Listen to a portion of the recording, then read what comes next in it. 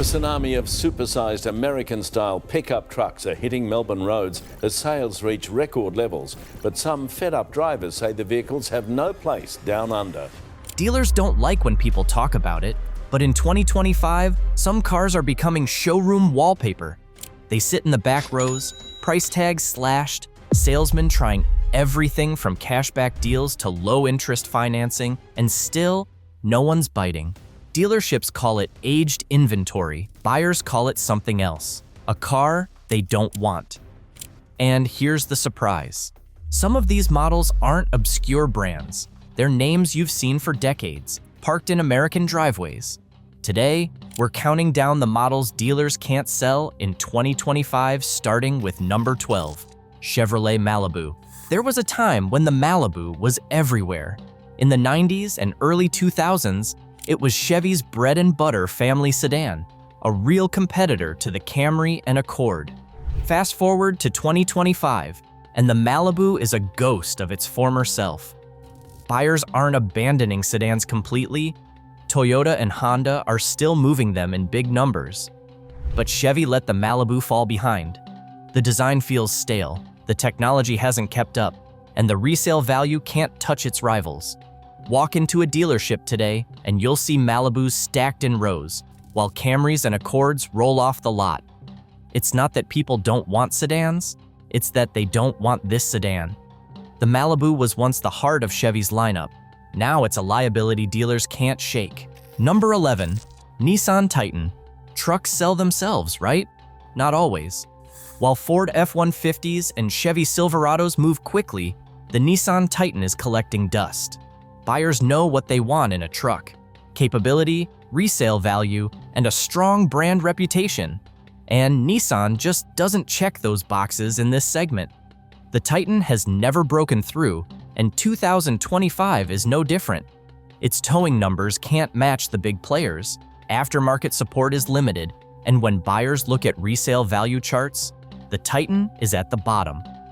Add in higher interest rates, and shoppers are playing it safe with Ford, Chevy, and Ram. The result? Dealers can't move Titans without heavy incentives. And even then, buyers are hesitant. It's the definition of a truck that doesn't pull its weight. Number 10, Infiniti QX 55.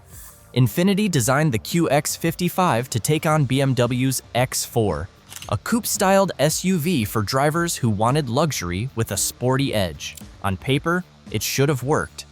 In practice, buyers are walking away. The QX55 suffers from a brand problem. Infiniti just doesn't have the cachet it once did. Reliability concerns, weak resale values, and interiors that don't quite match the competition have hurt them badly.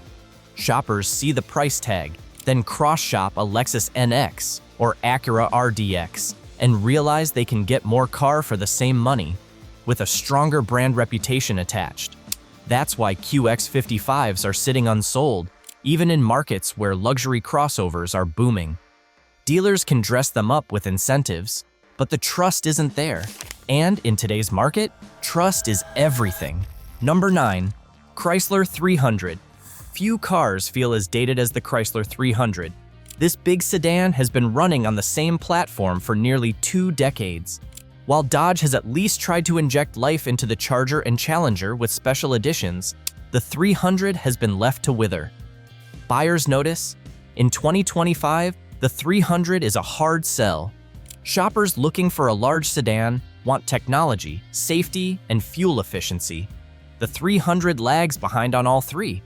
Sure, it still has a bold presence and a comfortable ride, but compared to a Toyota Crown or even a fully loaded Accord, it feels ancient. Dealers can't move them, and they know it. Every 300 on the lot is a reminder of how far Chrysler has fallen behind the curve. Number 8, Mitsubishi Outlander Sport.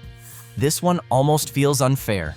Mitsubishi is hanging on by a thread in the US market, and the Outlander Sport shows exactly why. On paper, it should work. Compact size, affordable price, and the brand's all-wheel drive reputation.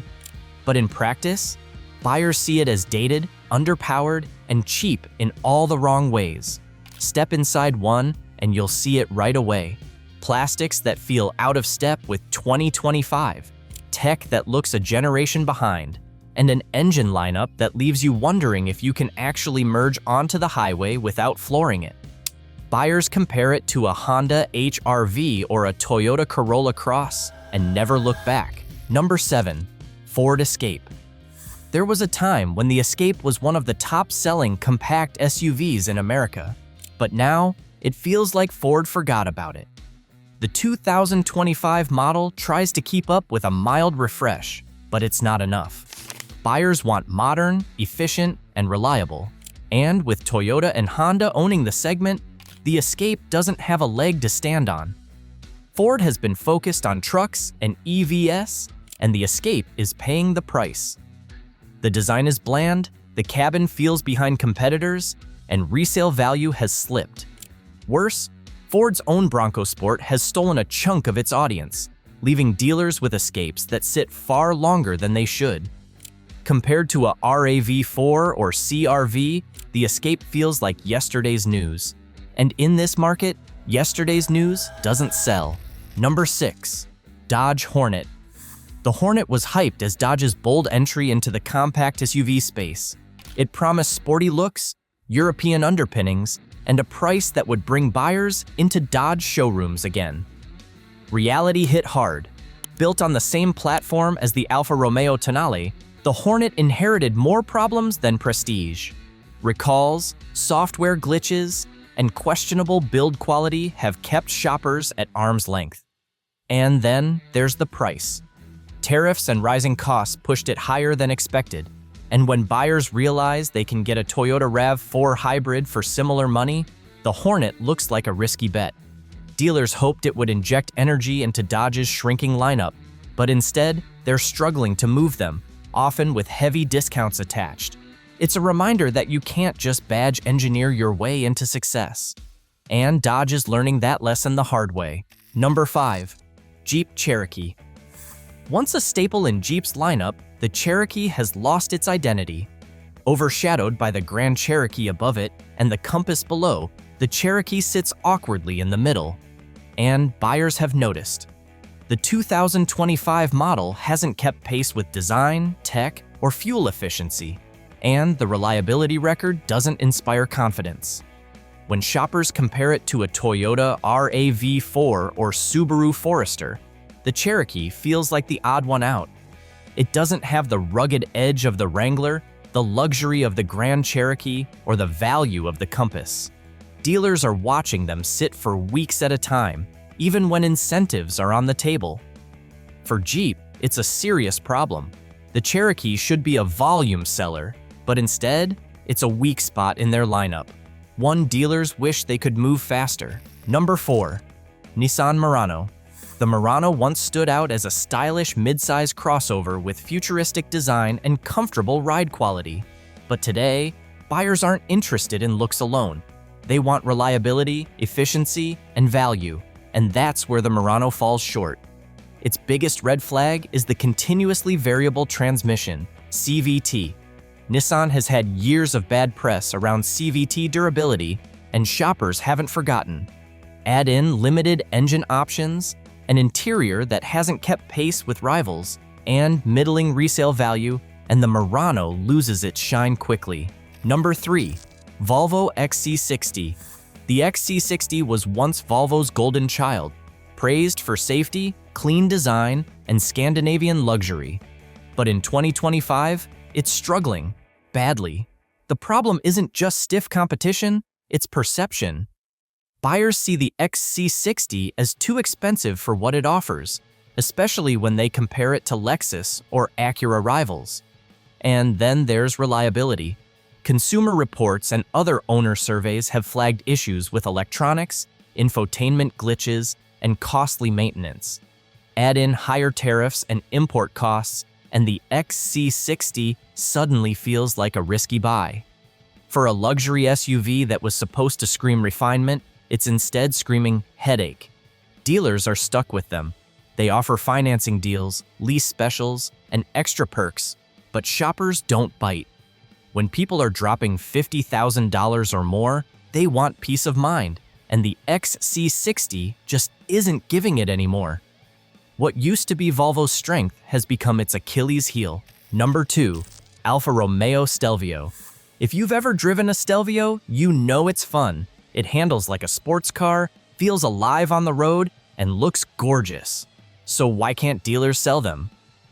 Simple: reliability and resale value. Alfa Romeo has never shaken its reputation for being unpredictable. One year you get a trouble-free car, the next you're on a first-name basis with your mechanic. Buyers know this, and when you're competing in the luxury SUV segment, reputation is everything. Shoppers cross-shop the Stelvio against BMW, Mercedes, or Audi, and almost always decide it's not worth the risk. Even aggressive lease deals can't fix the problem. The fear of breakdowns, coupled with plummeting resale value, means most people won't even consider it. For dealers, the Stelvio is like bait that never gets taken. It sits on the lot, flashy and appealing, but ultimately unsold. Number 1, Land Rover Discovery. Here we are, the model that tops the list. The Land Rover Discovery, a name that should stand for adventure, capability, and luxury. But in reality, it stands for unreliability. Land Rover has spent years battling quality issues, and the Discovery has carried that stigma the hardest. Electrical faults, drivetrain problems, and sky-high repair bills are just the beginning.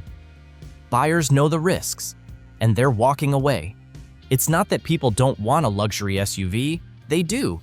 But when a vehicle gets a reputation for spending more time in the shop than on the road, demand collapses.